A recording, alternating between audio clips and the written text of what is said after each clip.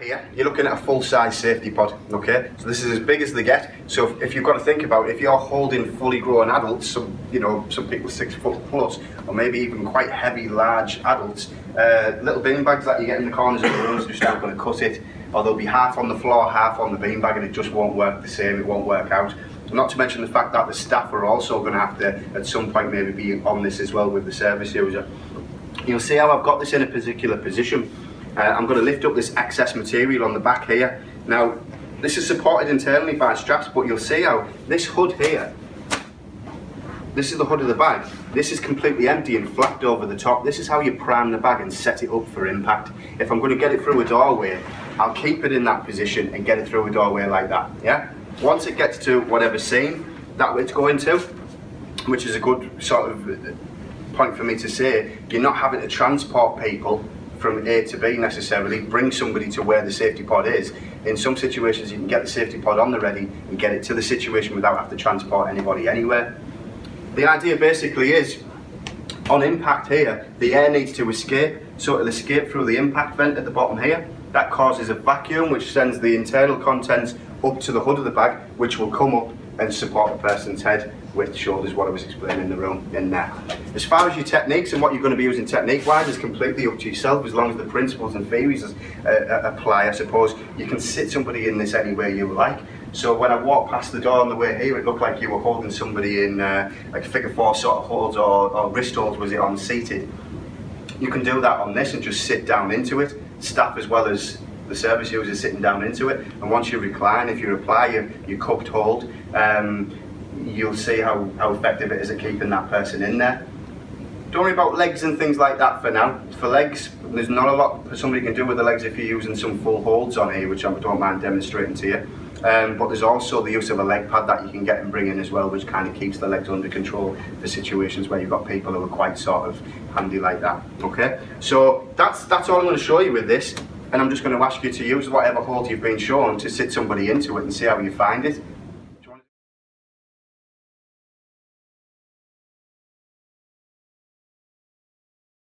Okay, so anybody who wants to take hold of somebody and sit them down into it. So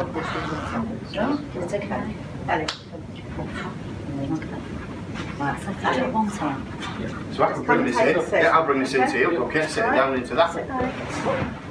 Just put your cup holds on. Okay.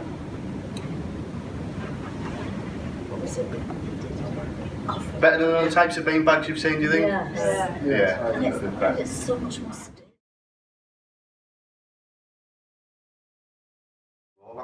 So it's important that once we've used it, we reset it, and it's dead simple to do. You're just taking hold of the hood, pushing it into the pod, flapping over the top, and now it's ready to sit somebody else in, and that's it. Now the contents that are inside this, you might just think are like any other bean bag, but any other bean bag through use like that, after a certain amount of time, will end up flat, because the inner particles will just go down to a third of the original size until it's completely flat. These are going to last a lot longer than those types of bean bags because they're not constructed that way and filled that way. Yeah. Have a practice. There's plenty of people in the room. Yeah.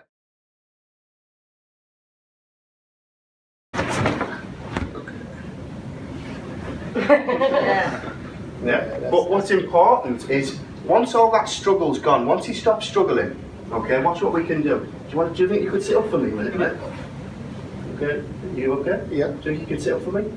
Just sit up for me.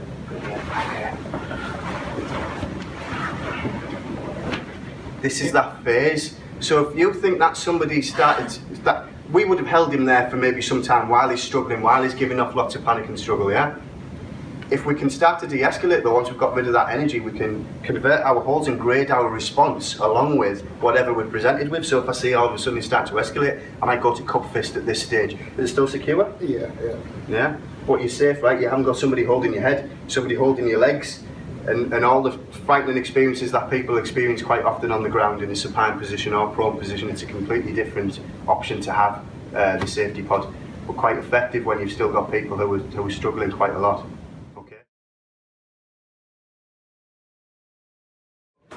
There isn't a single infection control section that this hasn't gone through. It covers every single infection control regulation in the book. It's resistant to every single cleaning solution the NHS, for example, utilise at the moment, so your HAZTabs, your chloroclean, that type of thing. In terms of sort of its microbial qualities, it doesn't allow the growth and spread of MRSA, E. coli, C. diff, that type of thing. It won't allow the growth of that. So infection control wise, this kit is probably more suitable than any other bit of furniture that you get into wards, because when you're getting other types of furniture, your wood and your things that can get chipped and contain sort of germs are always going to be there. Where with this, it's absolutely every single bit of material they've used to construct it and build it. Even the filler on the inside goes through this like a wax wash, so it doesn't absorb water and doesn't therefore get mould or any types of growth like that on it. And is it easy to clean? Oh yeah, well yeah, it's just wipeable. Soap and water? Wipeable, yeah. Whatever solutions you've got. I've seen some services go as far as stain cleaning them. Right. But it just depends what you've got in your service. But I haven't come across a detergent, a solution, or any sort of cleaning apparatus or anything that has disturbed the colour, or these things are stain resistant. Some of the types of safety pods you can get. So, for example, this one you wouldn't put in a really high risk, high secure environment, or a seclusion room type environment. You would get the heavy duty safety pods, which are literally the some bits of kit, because they still look nice, they still look comfortable, but you can't bite through them, you can't stab them and tear them. The materials that they choose to build those ones with last and last and last. Like I said, there's some safety pods in secure services that have been used in seclusion suites for just over 4 years now, nearly 5 years. And that's going some distance for a piece of kit.